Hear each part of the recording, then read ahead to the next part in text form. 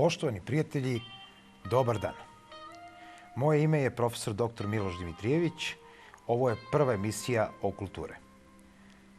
Danas ćemo pričati o tome šta je uopšte to okultno, šta to konkretno znači, o čemu vekovima raznorazni ljudi, naučnici, profesori, običan svet pokušava da donese onaj pravi sud šta to uopšte znači. Okultno jeste ono što interesuje kompletno čovečanstvo već, ajde kažemo, par hiljada godina koliko znamo da čovečanstvo postoji.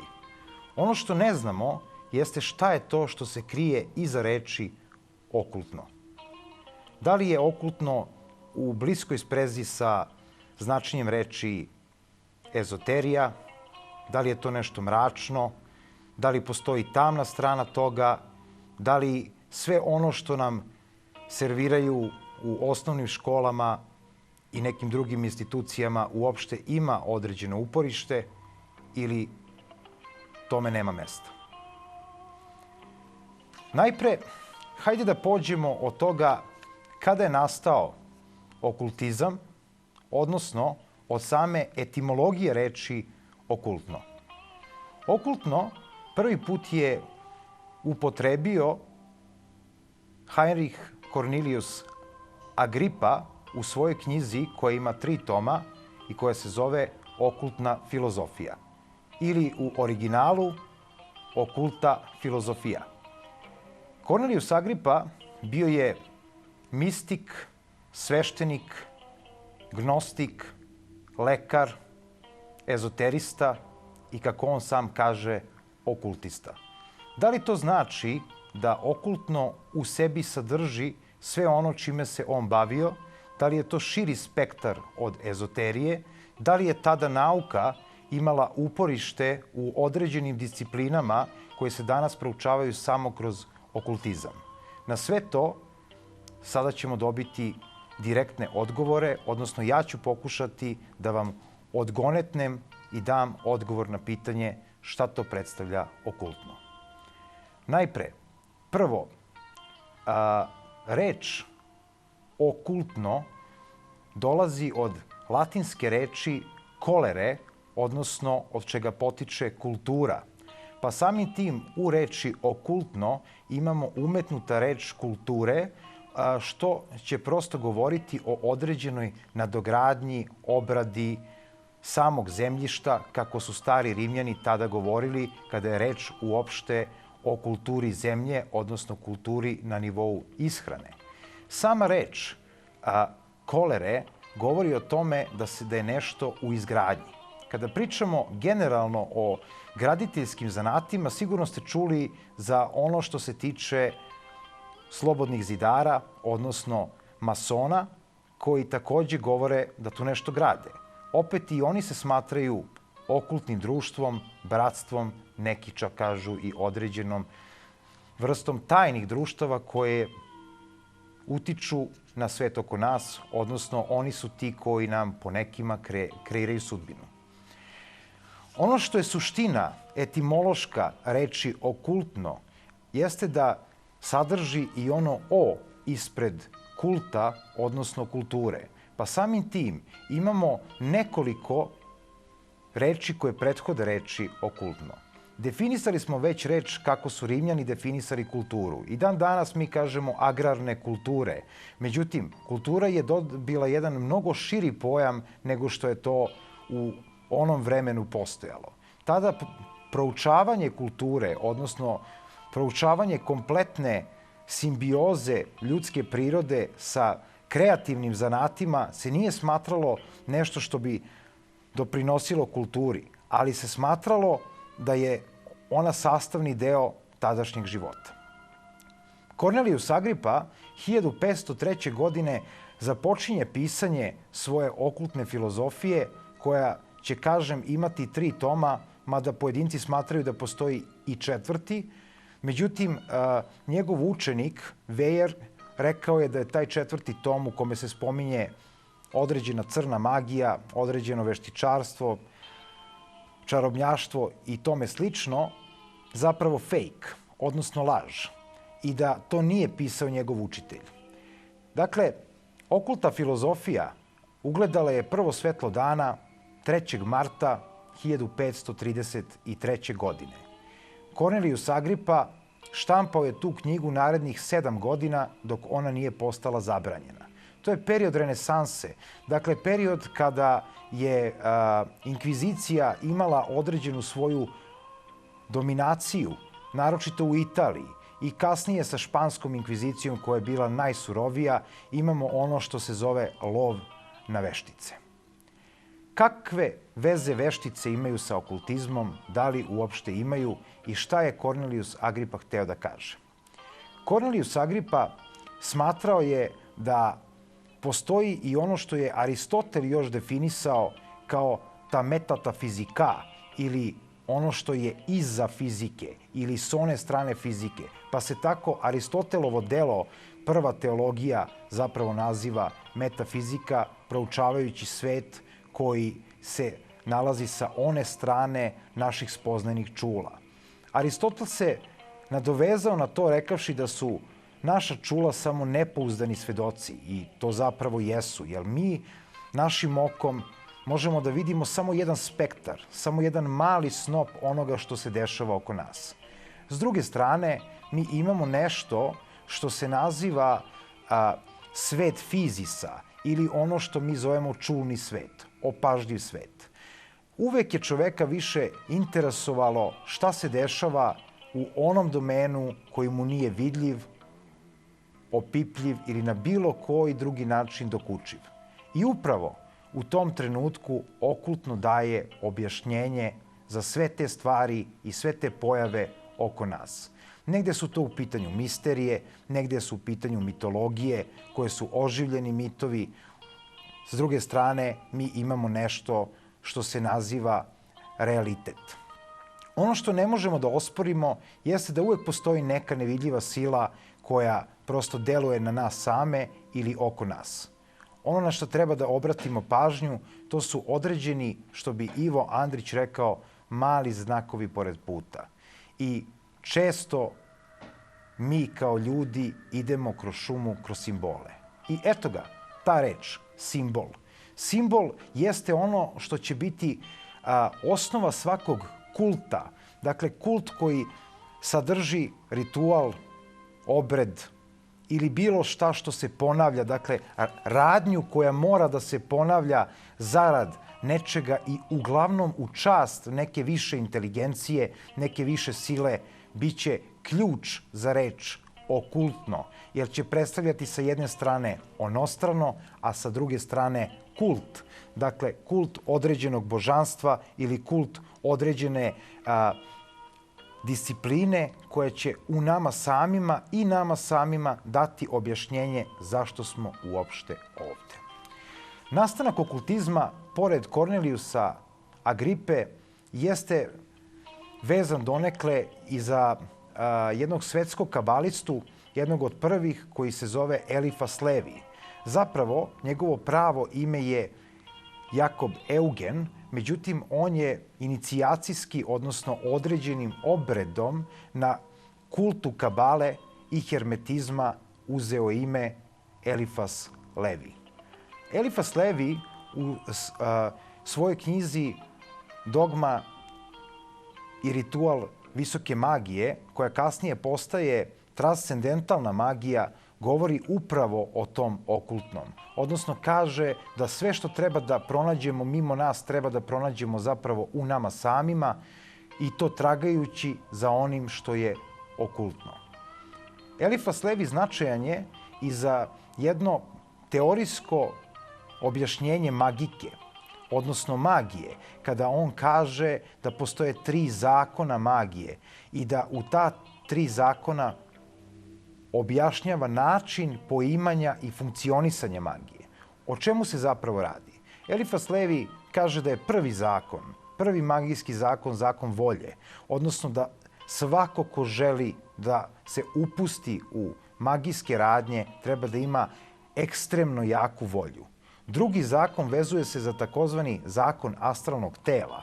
I zakon astralnog tela predstavlja način prebacivanja, odnosno delovanja naše volje na nekakav objekt ili subjekt delovanja. Dok treći zakon, ali ne i najmanje važan, uvek će biti vezan za korespondenciju između našeg mikrokosmosa, odnosno nas samih, i makrokosmosa, gde ćemo se mi staviti u određenu službu kosmosa, odnosno samih planeta i drugih sila koje će delovati ili pomoći delovanje naše volje na određeni subjekt ili objekt.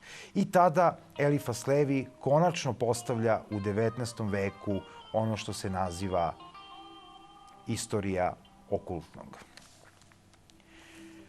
Ono što treba da takođe spomenemo jeste moderno doba. Dakle, moderno doba koje kreće sa industrijskom revolucijom i dakle taj 19. pa 20. i sada već 21. vek i dalje ne ume da odgonetne na pitanje šta je to uopšte okultno, odnosno šta je okultizam. Ali gde god da se okrenemo, osvrnemo, vidimo nešto što nam šalje takozvane skrivene ili sublimirane poruke. U svakoj vrsti televizijskih reklamnih spotova, određenih flajera, vidimo nekakav simbol. Kada vidimo logotip ili znak zaštitni određenog preduzeća, mi opet imamo implikaciju na simbol. Simbol je ono što je suština u okultnom iz jednog prostog razloga što on deluje, kako bi Jung rekao, iz kolektivnog nesvesnog. I onda dolazimo do toga da Aristotel sa svojom mišlju iz 4. veka pre nove ere, kada iznosi teoriju okultnog, odnosno nespoznatljivog, odnosno onostranog, misli upravo na određene simbole koji deluju na taj način.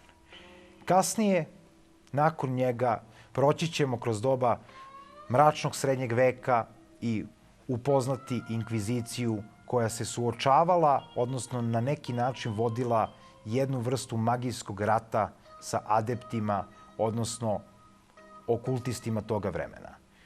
Takođe, pored modernog doba i primene okultnog danas, odnosno u kojim sve disciplinama će okultno naći svoju primenu, mi imamo ono što se naziva istorijski sled i jednu veliku šupljinu u objašnjenju šta je to iza svega toga, šta se to krije u nama samima i šta ćemo mi ovde.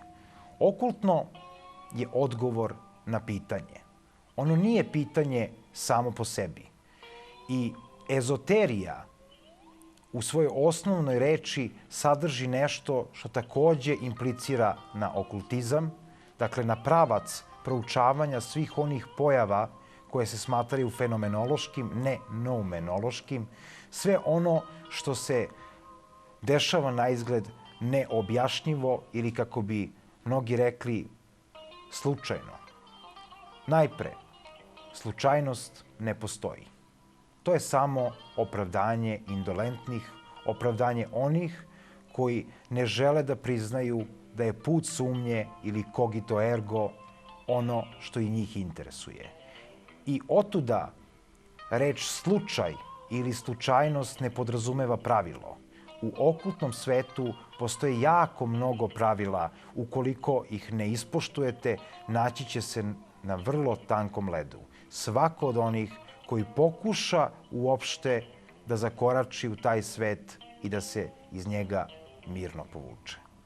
Dakle, kao i svaki put, i ovo je put trnja, ali kroz trnje do zvezde. I upravo i zvezda kao simbol govorit će o nekom višem delu, o nekom višem razlogu, o nekom višem nebu, svemu ono čemu mi kao obični mali ljudi težimo. Ono što je ključ u zapadnom okultizmu jeste slučaj kada čovek se nađe na prepreci i ne ume da je reši. Rešenje svake prepreke sadrži se u postavci problema. Okultizam daje načine, odnosno odgovore kako da se izvrši dobra analiza i postavi problem. To se zove divinacija.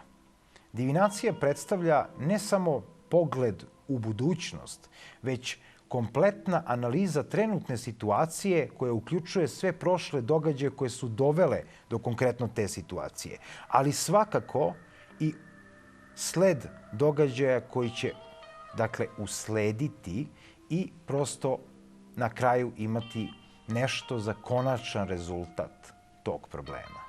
Divinacijske discipline koje mi poznajemo u zapadnom okultizmu jesu one sa kojima ste se vi sigurno već susreli. Najpre u pitanju je astrologija ili prosto, kako će neki reći, nauka o zvezdama. Ona ne predstavlja nauku. Ona predstavlja samo jezik, predstavlja put, predstavlja način mišljenja i danas se smatra naučnom disciplinom, ali ne nikako naukom. Potom numerologija, koja se bavi proučavanjem brojeva. Sigurno ste čuli recimo za Pitagorejsku školu, odnosno Pitagoru koji je postavio teoreme matematičke i imao svoje tajno društvo koje se bavilo geometrijom. Znate li šta je pisalo na kapiji, odnosno porti tog društva? Onaj ko ne poznaje geometriju, neka ovde ne ulazi. Dakle, itekako su se i tadašnja tajna društva ili, ajde kažemo, okultni sastanci odvijali kroz nauku, odnosno praktikovali su u svojim sistemima, obredima i naučno mišljenje. Stoga će kasnije jedan veliki magijski adept, Aleister Crowley, reći upravo to, da ne magija, jer je magija šarlatanstvo, već magika koje se u engleskom jeziku piše sa K, odnosno K na kraju, da bismo razlikovali iluziju od moći. Rekavši da magika predstavlja neverovatan spoj najviše nauke, filozofije i najveće umetnosti. I okultizam to zapravo i jeste. Okultno jeste samo cilj. Okultno jeste put. Okultno će predstavljati sinhronicitet kompletne ljudske misli povezane sa prirodom, a ne protiv nje, kao što to radi danas savremena nauka. Mi nemamo protivnike, mi smo deo prirode, kažu okultisti. Sličan princip imaju i određena paganska društva, koja su na neki način postala nepodobna u ovo današnje vreme posredstvom nekih drugih institucija koje su zamenile upravo tu pagansku tradiciju. Paganska tradicija koja uključuje ne samo veštičarstvo, već uključuje, na primjer, na ovim našim prostorima takozvani slovenski paganizam ili paganski kult u Norveškoj, Švedskoj, Islandu, Danskoj, paganski kult božanstava koji i dalje postoji u toj nekoj drevnoj Heladi, koji dalje nastavlja da živi kroz određena filozofska dela tog doba, ali svakako i na tlu današnjeg Balkana, gde su se susrele keltske civilizacije, potom Avari, čak i Huni, i svi su oni imali svoje paganske kultove. To je bio način da se nešto objasni, ali i put da unapredimo sebe. I onda ću se ponovo pozvati na jedan red koji kaže mi radimo u mraku da bismo dosegli svetlo. Mi radimo zarad sebe da sebe napravimo boljim. Mi gradimo sebe da bismo bili bolji. Spoznajom određenih sistema, spoznajom određenih veština i apsolutnim prihvatanjem sebe kao deo prirode, a ne kao neko ko treba njome da zagospodari. Mnogo puta u istoriji pokušali smo mi kao civilizacija da zagospodarimo prirodom. To nije išlo. Kao što možete da vidite, 1.000.000 puta ili ajde kažemo više miliona puta na nekim manjim slučajevima, priroda je pokazala svoju nadmoć nad nama, ali samo onda kada smo išli protiv nje. I današnje društvo i današnja civilizacija često zaboravlja da je deo prirode. Ali onaj ko se bavi proučavanjem okultizma, onaj ko sledi određene puteve kultova naših predaka, taj nikada ne zaboravlja da je deo prirode i da je uvek smrtan, a da smrt predstavlja samo kraj ciklusa života. I evo jedna mala priča, anegdota. Kaže, susreli se smrt i život. I pita smrt život, zašto tebe uvek smatraju dobrim, a mene uvek lošim?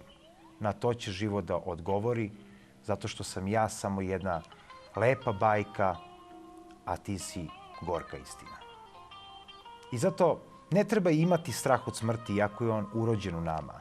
I ne treba ići prema tom putu kao da ne postoji ponovo. Kao da se ponovo nećemo vratiti, imati prilike da neke sopstvene greške ispravimo i da upravo našom sopstvenom spoznajom kroz ove discipline dokučimo na koji način ćemo to da primenimo i u praksi. Ali i ovozemaljski život, ovaj sada koji živimo, nudi nam upravo to. Pa tako, pored astrologije i numerologije od divinacijskih disciplina, sigurno ste čuli za tarot karte, evo ih stoje ovde na ovom stolu ispred mene. Obradit ćemo posebno i tu temu kao i svaku drugu divinacijsku disciplinu. Ali ono za što možda niste čuli jeste veština koja se zove geomantija, neki od vas sigurno jesu. Takođe, radiestezija, koja ima svoju primjenu, ajde kažemo, od nekog 9. veka, kada su ljudi gradili kuće pa su im bile potrebne rašlje ili visak. Dakle, to su određeni, neki će reći, primitivni instrumenti, a ja ću reći da su ti instrumenti savršeni zato što su jednostavni, a pokazuju apsolutnu istinu ne samo o prostoru, već i o nama samima, da li nam, na primjer, to područje odgovara da izgradimo dom. Mi danas i pored sve tehnologije koju imamo i pored sve tehnike koju primenjujemo, metodološki smo savršeniji na izgled, materijali su nam jednostavniji, lakši, primenjiviji. Mi nismo sposobni da izgradimo takvu vrstu kuća. Mi nismo sposobni da se sjedinimo sa tim prostorom i da damo odgovor na pitanje da li baš taj prostor nama odgovara. Na to će nam reći upravo ovaj instrument koji trenutno vidite na vašem ekranu. Ne ogledalo, već visak. Visak je taj koji je najmanja alatka ezoteričnog porekla, koje nastaje po nekima u Drevnom Egiptu, a po nekima on je zapravo došao na zemlju. Istorijat radiestezije u tom najstarijem dobu je vrlo spekulativan, kao i konkretno istorija tog starog sveta. Ali ono što je neotuđivo i apsolutno nedvosmisleno jeste da je taj stariji svet imao drugačiji pogled na vreme, drugačiji pogled na život i definitivno drugačiji pogled na ono što se naziva okultno. Hajde da probamo da još bliže objasnimo to. Hajde da probamo da kroz ovu emisiju vratimo šta to predstavlja okultno kao takvo. Evo recimo, vratimo se samo nekoliko decenija iza nas.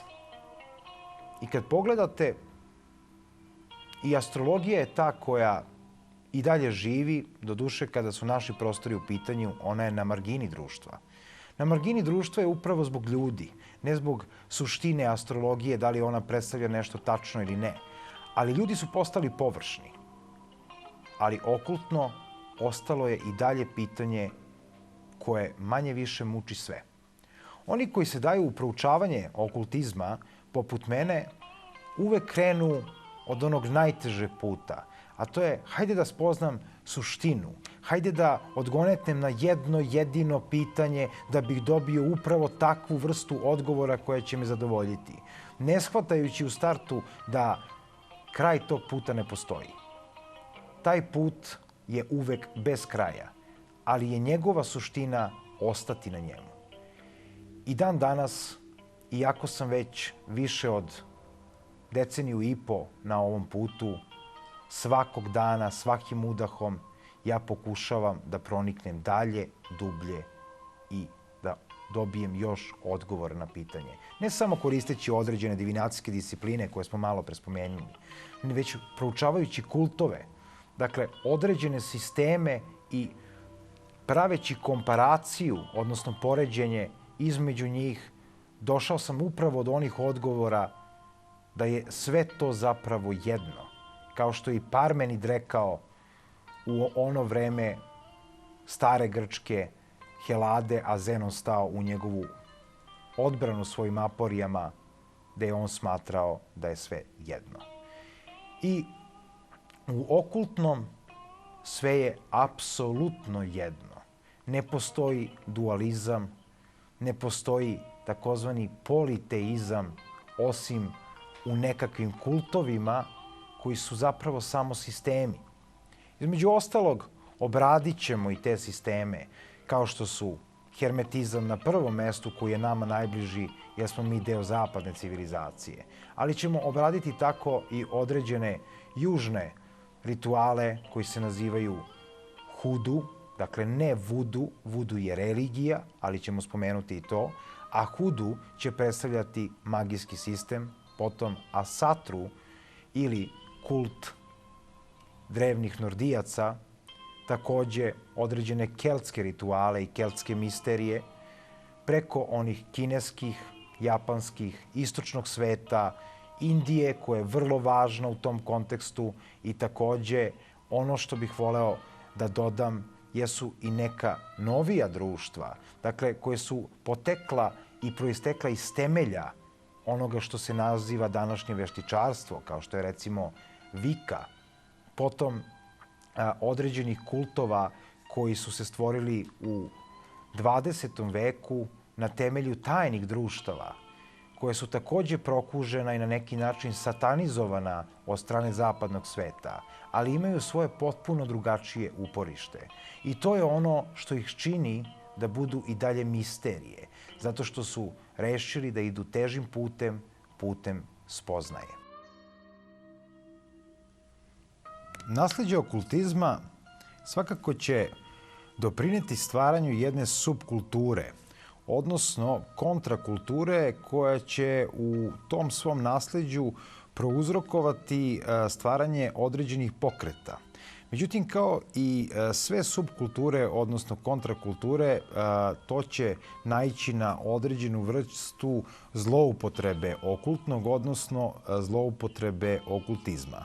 Ono što ću sledeće govoriti jeste upravo taj deo o upotrebi okultnog, odnosno upotrebi okultizma u moderno doba, ali i zloupotrebi na kojoj ću se malo više zadržati. Naime, o čemu je reč? Vi ste sigurno čuli za recimo Church of Satan ili takozvanu satansku crkvu Antoana Šandora Laveja, jednog, ajde tako mogu slobodno da se izrazim, nesrećnog Mađara koji je pokušao da na temeljima okultizma izgradi sebe kao ličnost, pošto svakako nije bio dorastao jednom pravom velikom okultisti ili poznavaocu određenih okultnih disciplina, veština i tako dalje.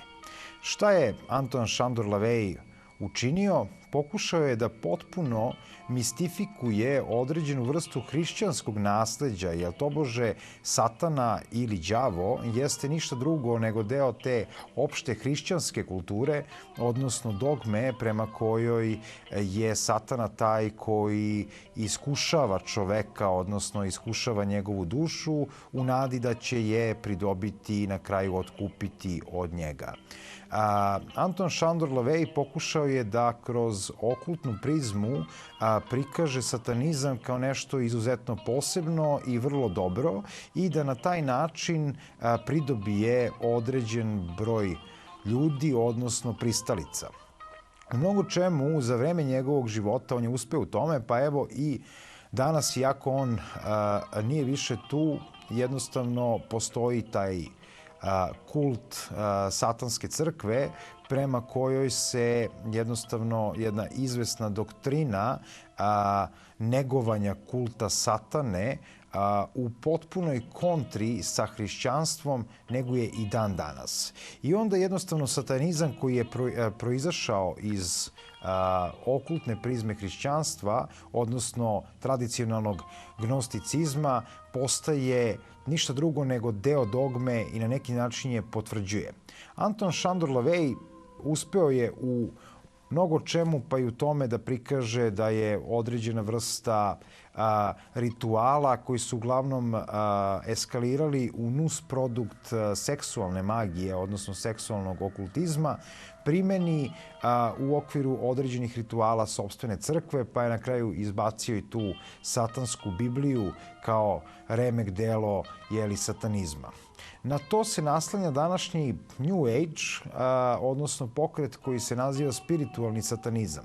Kada pogledate osnova satanizma, kaže najjači ostaju ili vladavina materije nad duhom. To je ono što sam spominjao da je simbol pentagrama koji će predstavljati vladavinu duha nad materijom, pa otuda simbol obrnutog pentagrama jeste upravo antiprotivan svemu što jedna duhovnost može da prosto predstavlja i kao takav taj simbol je bezmalo zloupotrebljen. Dakle, u osnovi simbol obrnutog pentagrama predstavljaće lice i naličje, odnosno sliku u ogledalu na samih u simbolu Bafometa. O tome malo kasnije, da prosto samo završim sa ovim šta je Šandor učinio kada je iz njegove crkve proistekla jedna nova religija ili New Age religija, instant religija koja se naziva spiritualni satanizam.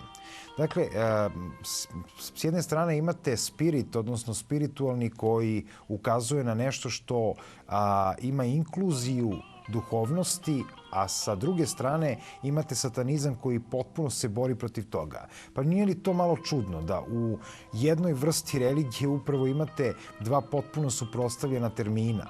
I to jeste nusprodukt okulture, odnosno okultne kulture, i nije jedini, jer upravo zloupotreba okultnih simbola ili zloupotreba okultizma ide i kroz, hajde kažemo, danas prihvaćene religije, naročito kada je u pitanju katolička crkva, ali za njom ne zaostaju ni mnogobrojne pravoslavne objedijencije, uključujući i našu srpsku, koja će prosto za sve što je okultno reći da je šarlatanstvo ili da jednostavno čovek pokušava da sebi prida određene Božje moći ili da sve uradi nekakvom prečicom. Međutim, ono što nijedna hrišćanska crkva, osim molitve, kao izvesnog rešenja ili sistema autosugestije nije dala, jeste rešenje koje prosto nudi okultna tradicija, bilo da je reč o zapadnoj ili istočnoj školi. Gde je zapravo ključna razlika između zapada i istoka? Pa samo u primjeni, odnosno u samoj praksi i pristupanju određenom ritualnom delanju. Dakle, ritual, obred, jeste ono što sačinjava kult, a sami smo rekli na početku emisije da je kult ili kultura sadržana u reči okultus ili okultis, što će biti osnova okultizma po Agripi, a i po određenim njegovim naslednicima. Pored toga, negacije ili zloupotrebe okultnog svakako možemo vidjeti prilikom određenih spotova, sublimiranih poruka, jednostavno korišćenje i zloupotrebu određenih simbola koji vremenom postaju s jedne strane marginalizovani, a s druge strane neprepoznatljivi kao nešto dobro. Dakle, njihova energetska težišta se menjaju i kroz tu zloupotrebu imamo kroz određen broj reklamnih spotova, naročito koji dolazi sa zapada, ono što bismo svi prosto protumačili kao sublimaciju. Dakle, svakako se sećate spotova američke vlade za pozivanje u vojsku ili onaj čuveni Uncle Sam want you. Uncle Sam je inače, za one koji su neupućeni, alijas američke vlade i prikazan je kroz jednu historiografiju američkog predsjednika sa onako šeširom koji uperuje ovako prst u vas i kaže Uncle Sam want you. Dakle, to je s jedne strane slika maga, odnosno slika druge tarot karte koja nosi broj 1 i počinje ono što se naziva delanje. Dakle, sama tarot karta maga nosit će simbol Merkura, što je dakle direktno upućuje na čoveka. Zloupotreba koja se tiče ne samo tog plakata, već mnogih drugih u kontekstu upravo samih simbola okultnog, ali i filozofije okultnog, ne zaostaje ni na istoku, gde isto tako imamo jednu blasfemičnu devizu koja se javlja kako u carskoj Rusiji, koja kasnije, doživljava svoj sunovrat kao i okultizam tog doba upravo u tom domenu u Oktobarskoj revoluciji 1917. godine. Kada je reč o drugim okultnim nasleđima, imamo svakako pop kulturu koja je tu vrlo izražena. Dakle, imamo upotrebu, ovoga puta ne zloupotrebu, okultnih simbola i okultne prakse kao i određenih rituala koji se dešavaju na sceni ili u videospotovima pojedinih muzičara koji su prosto pripadnici određenih okultnih redova. Pa tako znamo da su Rolling Stonesi kompletno privrženi kabalističkom učenju. Imamo Madonu koja propagira kabalistički kult, potom određeni pevači iz bendova pop-rock muzike kao što je David Byrne iz grupe Talking Heads, jeste upravo tvorac jednog špila tarot karata. Inače, napomenuću da je David Byrne takođe pripadnik Ordo Templi Orientis i da to ne krije, baš kao i Jimmy Page koji je gitarista grupe Led Zeppelin i koji trenutno živi tamo gde je nekada živeo Aleister Crowley. U pitanju je Boleskine House koja se nalazi na Loch Nessu, gde se nalaze originalni crteži tot tarot karata Aleistera Crowleya. Upravo mnogi uspon određenih bendova ili kroz poruke koje recimo imamo u pesmama grupe Pink Floyd, kao što je Careful with That Tex Eugene na albumu Amagama ili Shine on Your Crazy Diamond, takođe upućuje na izvesne okultne delatnosti koje su prosto vršili članovi bendova koje sam sada spomenuo. Naravno, to nije ni 1% onoga što prosto možemo vidjeti ne samo u show biznis industriji, već i prosto u kompletnom Hollywoodu.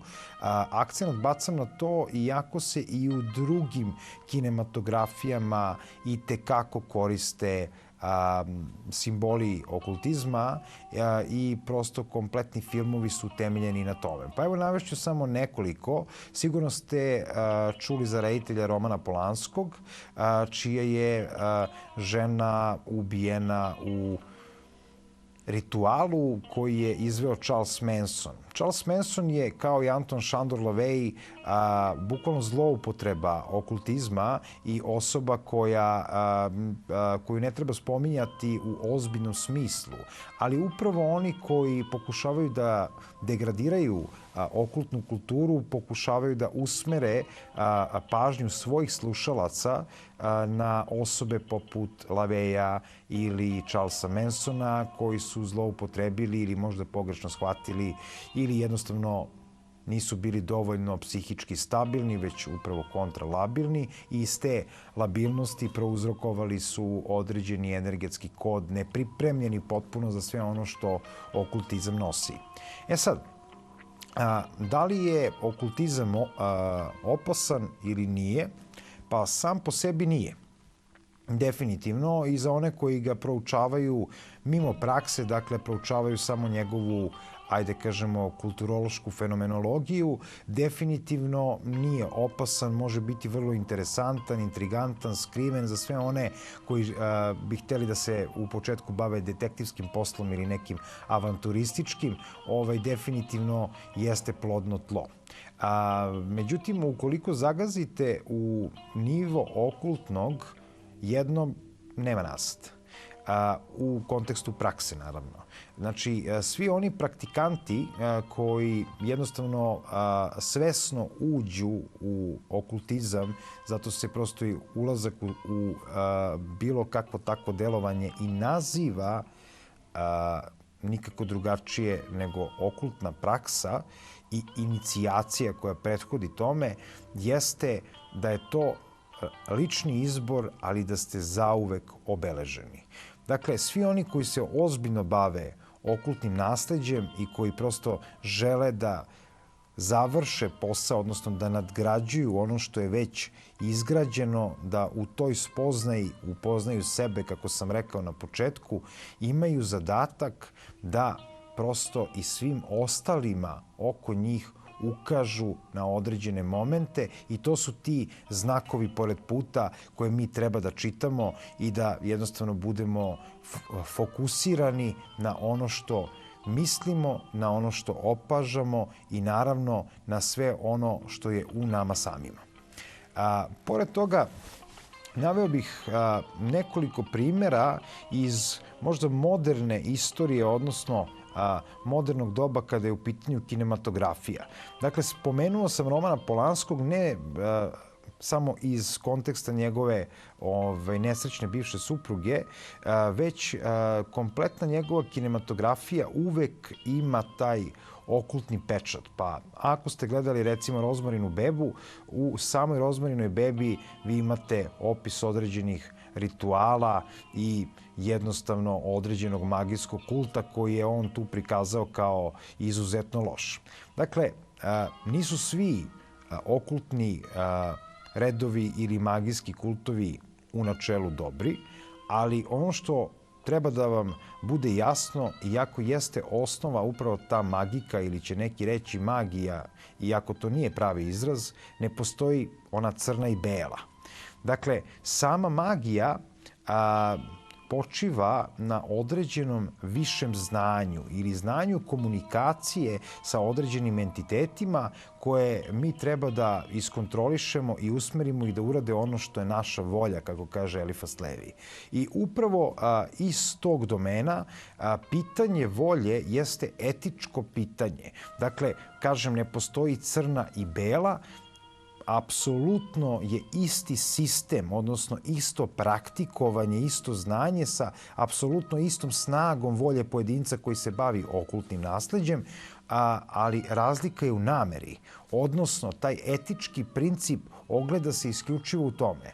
I naravno, oni koji praktikuju takozvani kitchen magic ili one bajalice koje ste svi već čuli, evo u okviru naše zemlje, da kažemo našeg podneblja, postoje tradicionalni jaki magijski kultovi kao što je recimo vlaška magija, potom magija koja dolazi iz Bosne i Hercegovine, neko će reći muslimanska, mada ona nije nužno muslimanska. Naravno, postoji ta islamska magija gde su vrlo poznati sihiri kao nešto izuzetno negativno i naravno rumunska koja se naslanja na vlašku, iako nije u potpunosti identična.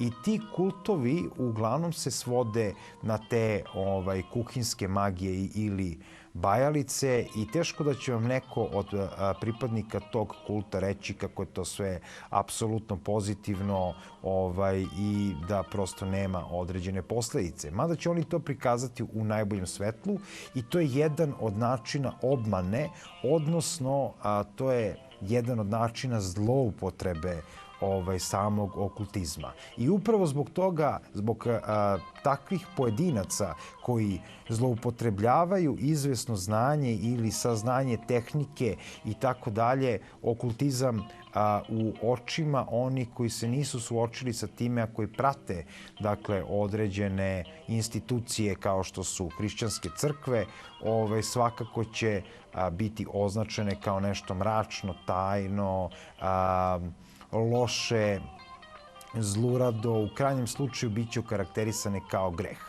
Sad, upravo ta reč greh, na što se ona naslanja? Alistair Crowley rekao je u svojoj knjizi Zakona ili Liber al ver legis, upravo postulat da je greh ograničenje koji može da se tumači dvosmerno. Dakle, i ograničenje je greh. Međutim, on smatra da greh kao greh ne postoji, da on uopšte nije podoban kada pričamo o našoj slobodnoj volji, jer će nas sam greh ograničiti.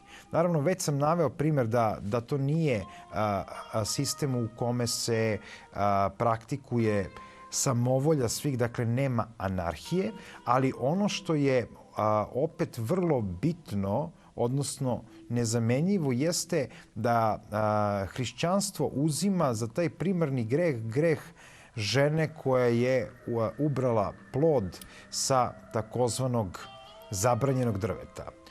U osnovi gnostičkih tekstova to drvo na kome se nalazio zmaj ili zmija nije uopšte zabranjeno. Dakle, to nije zabranjeno voće. To se u originalu zove drvo znanja. Dakle, ili kako se u određenim prevodima navodi, sa drveta dobra i zla. Dakle, ono što je posredi tog drveta jeste znanje, a znanje po sebi nije obojeno niti nečim pozitivnim, niti negativnim. Ono što to drvo donosi jeste spoznaja. Tako da to je uzeto faktički od strane određenih zluradih hrišćana, kad tako moram da se izrazim, da bi se potpuno onemogućio pristup znanju. I upravo kroz to što nam je onemogućen pristup znanju ili kritičkom mišljenju, mi imamo nešto što se naziva dogma, dakle ono u šta treba da verujemo, bez bilo kakvih daljih rasprava, sumnji i slično. Upravo iz tog razloga naveo bih još nekoliko primjera koji se tiču tih danas prihvaćenih religija ili pokreta. Pa tako recimo imate jedan katolički pokret vrlo ekstremnog, radikalnog katolicizma, što se naziva Opus Dei, koji bez obzira na sve praktikuju određene sopstvene rituale, naročito kada je u pitanju egzorcizam. Dakle, egzorcizam kao takav uopšte nema okultnu prizmu. Dakle, to je nešto što je novo nastalo, dakle, gde se po nekoj tradiciji ljudi koji su pod demonskim inteligencijama ili u koje je prosto ušao nekakav zloduh, tretiraju kroz taj ritual. Sigurno ste imali prilike da vidite i u tim filmovima Isterivač đavola ili nekim drugima. Dakle, tretiraju se kao osobe kojima treba izvršiti izbacivanje te inteligencije. Dakle, to je ponovo zloupotreba okultizma, jer svaki put će ispasti da tome prethodi određen ritual ili određena okultna paradigma koja će jednostavno tu osobu staviti pod taj teret. I za kraj, ono što imam da kažem za ovu prvu emisiju o kulture, jeste da dobro porazmislite šta je to sve okultno oko vas i koliko ste puta imali prilike da se susretnete sa okultnim. Hvala lepo. Ovo je bilo prvo izdanje emisije o kultura. Vidimo se naredni put.